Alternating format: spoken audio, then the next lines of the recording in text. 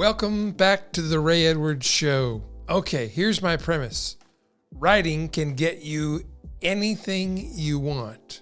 It's been that way for me. And I've been thinking about this sentence that I just spoke about writing ever since I said it last week on the podcast. And I promised this episode I would explain more about what I mean by that. And so I did a little digging in my basement, not literal digging, although that too is happening. It's a different story. I'll tell you about it later. But I found a document that I wrote back when I was in the radio broadcasting business. I was the operations manager for Citadel Broadcasting Company, which was at one point a part of ABC, which was at one point a part of Disney. It was a big company. I've told the story in passing. I've just mentioned to people that I grew up in rural Kentucky, in coal mining country, in one of the most poverty-stricken areas in the U.S., one of the least educated areas in the U.S., with the worst school test scores. I had friends, we were poor, but we had a bathroom with indoor plumbing. I had many friends and relatives who did not, and who worked in the coal mines. And my dad worked in the coal mines, and my cousins worked in the coal mines. And here's what I learned from that experience. I did not want to work in the coal mines. I was determined to go from the coal mines to the gold mines. From an early age, I was reading success material. My mom took me to a Zig Ziglar conference. I got the book, See You at the Top. I decided that's where I'm going, to the top. And I became convinced early on that writing ads made you money. How did I become convinced of that? Because my grandfather ran a bookkeeping business and a garage. Like, he did tune-ups and oil changes. He would clean the grease off his hands using that Gojo stuff. And he'd wipe his hands off, step up 2 steps into his office, put on his little accountant visor, and work on books that he kept for, you guessed it, the coal mines. So I wrote ads for his businesses that he ran in the newspapers and on the radio station. I've been looking for examples of those. I can't find any yet. I'm convinced I must have them in my archive somewhere. Then my mom had her own real estate brokerage, which was called PM Realty, which did not mean afternoon realty. It meant Patrick and Melinda. That was my dad and my mom. And I wrote ads for her real estate company to sell houses. And then at 14, I went to work for a radio station in Harrogate, Tennessee, WSVQ, 7Q Country. That was the name of the station. I wrote ads at the age of 14 for Duncan Hardware and other businesses in the local area. That's just the one I remember. It's the first radio ad I wrote was Duncan Hardware. The handwriting of the sales rep was so bad. And he abbreviated the word hardware, HDWE. I thought the D was an O. I wrote and recorded a complete radio spot for Duncan Howell. That was the butt of many jokes because of that. So why am I telling you all this? To give you a history that demonstrates that writing took me places. I got good grades in school in creative writing. I wrote plays. I wrote radio spots for my family's businesses. I wrote newspaper ads for my family's businesses. I wrote flyers for our family businesses. I wanted to get into radio full-time as a profession. I did that. Now, I wanted to go to college and become a naval aviator. My dad, he was my stepdad, Patrick Edwards. He is my stepdad. He's still with us. He adopted my brother and I as his own sons. So we became Edwards. My original birth certificate name, last name was Miracle. That's another story. I remember my dad, Pat Edwards, one summer when I was staying with my grandparents, helping them recover from a big flood that happened in Kentucky in the town where they lived, helping them clean the detritus and the mud and gunk out of their house. My dad left me with a typewriter and a stack of paper and said, write me a book while you're here this summer, son. So, Dad, thank you for setting my feet on the right path as a writer, on the right path. See what I did there? I wanted to go to college and become a naval aviator because that was the Blue Angels, and that was because of my dad. He took me to see the Blue Angels fly their jets at Terry Point in North Carolina, and I was thunderstruck. I wanted to do that. But I couldn't because my eyesight wasn't good enough to qualify me as a pilot, and they wanted to put me in a submarine. And I said, thanks, but no thanks. So I went into the radio business. I stayed in it. I was in it from the age of 14 until I retired from that business. So I was in radio for a long time.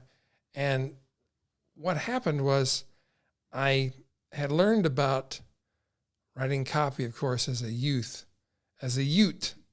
as they say in My Cousin Vinny, one of the great cinematic masterpieces of all time. So in my early family life, writing copy for my family's ads for their businesses, I learned that writing good copy made the cash register ring, and I was hooked. I loved it all. I loved being on the air as a disc jockey. I loved writing the creative promotions for the radio station. I loved writing all the cool things the big voice guy would say about the station. I also learned that I could keep my job as a radio DJ if I helped the sales department sell stuff. So I wrote ads for their clients. I became a client favorite. So when the ratings would go up and down, they could fire all the other DJs, but they would not fire me because I wrote the ads that made the cash register ring at the radio station.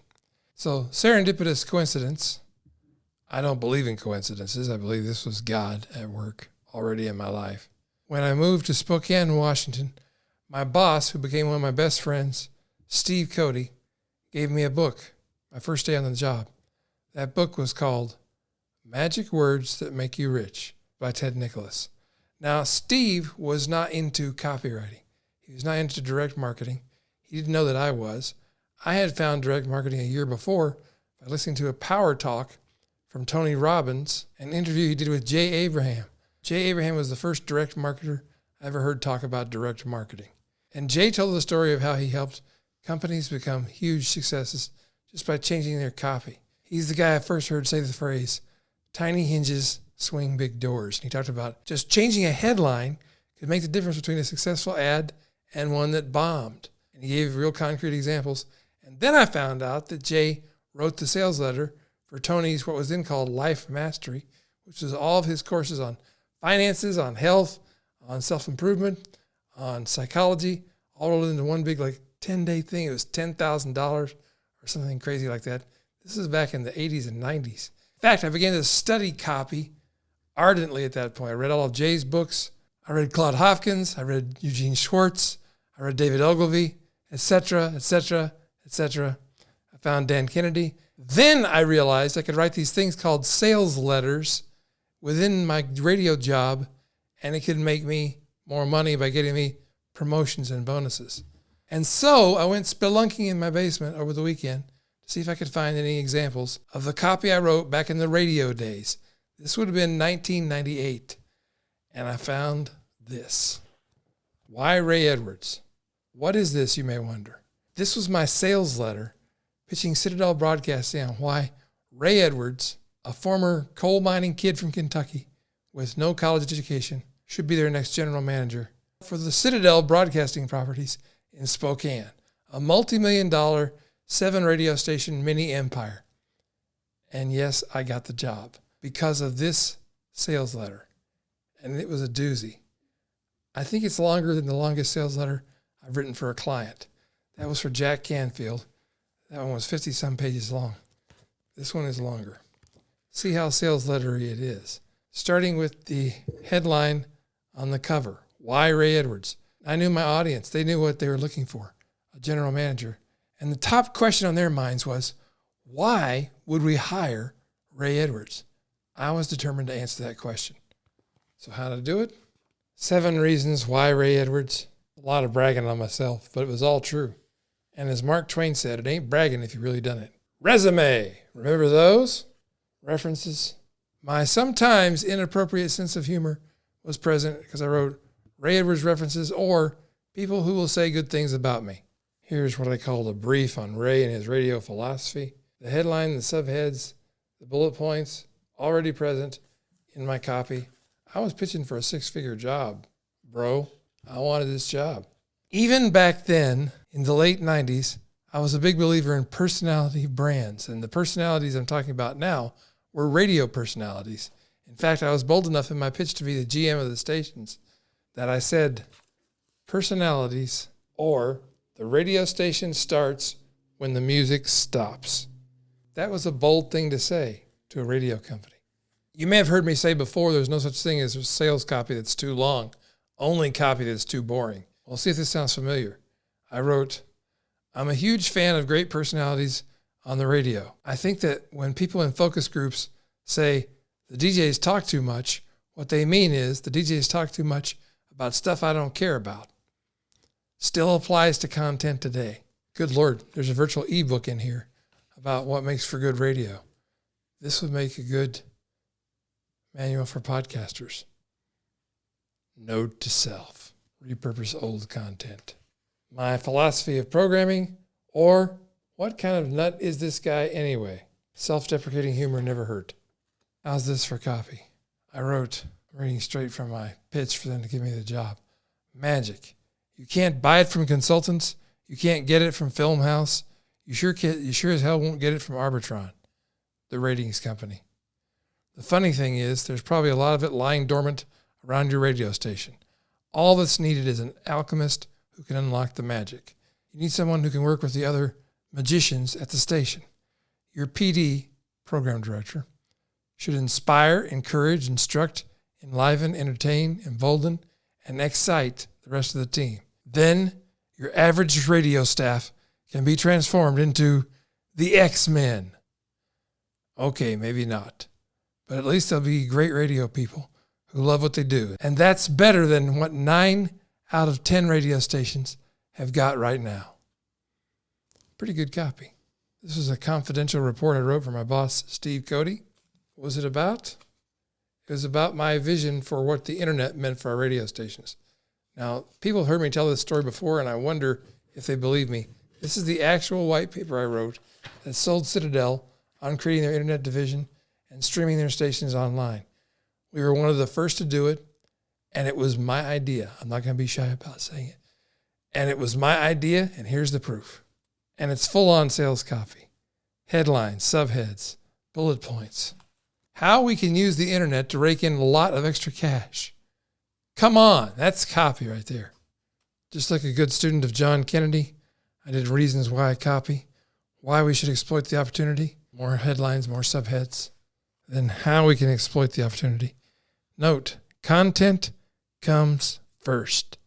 I wrote about how the internet could create multiple streams of income for our stations. This document that I wrote about the internet and our radio stations caused our company to move forward in creating an internet division that was sold for tens of millions of dollars later on. Tens of millions of dollars. Because of this and other similar documents I wrote, I became very sought after in the radio business. I had stations in Salt Lake City, St. Louis, Missouri, Nashville, Tennessee, trying to woo me away from Spokane, but I did not want to leave here because my family and I were very happy. My son was happy, so I stayed. But radio responded to sales copy, just like any human beings will, because writing persuades, writing influences. Writing can get you anything you want. So the stories I've told you over the years are true. Here's the proof. There's more, but I'll spare you. I'm pretty proud of this document. This document probably brought me, I'm estimating now because I didn't really keep track of it at the time, $500,000 in personal income. Not revenue after expenses, personal income. $500,000 in the 90s. All the principles that worked then still work today in the age of TikTok. Well, that's going away apparently. We'll see. Facebook, Instagram, the socials, selling online, video, YouTube. It's still the same human psychology because human nervous systems haven't changed over decades, hundreds or thousands of years or more. It still all works. And writing continues to get me the things I really want in life. Writing got me the motorhome. It allowed us to travel around the U.S. several different times as a family, to work from the road, to make income from the road. I wrote about this recently in my daily email. By the way, if you're not getting my daily email, you should sign up for the Daily Ray. Go to rayedwards.com, get on the email list. I send you non-salesy, non-pitchy emails every dang day. Oh, and even though they're non-salesy and non-pitchy, I will eventually get around to selling you something. Because why? Because I'm an entrepreneur, man. I'm a capitalist. Money is good for things that only money can do. So it was writing that got me the opportunity to start my own business. It was writing that got me the chance to meet my heroes in the business I'm in now. People like Tony Robbins, Jack Canfield, Mark Victor Hansen, Zig Ziglar, many, many others. I got to meet Brian Kurtz, Jeff Walker, Stu McLaren, Amy Porterfield, Pat Flynn, Cliff Ravenscraft, Mike Stelzner, Mark Mason, Leslie Samuel. So many people who I looked up to for so long. I got to co-write a book with Jeff Goins called Read This or Die. I got to meet, speak with, learn from, and even teach in some cases the legends of copywriting. Writing has brought me everything I've asked of it and more. And it can do the same for you. I believe it. I have more to say about this because in these days we need the encouragement on how we can provide for ourselves and our families and our communities as entrepreneurs. I believe that no matter what business you're in, writing is the cornerstone, foundational key to your prosperity. I literally went from the coal mines to the gold mines, and you can do the same or the equivalent. Want more of this kind of content? Go to rayedwards.com.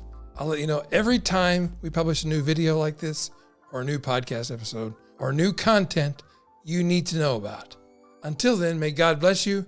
May you live long and continue to prosper with purpose. See you next time.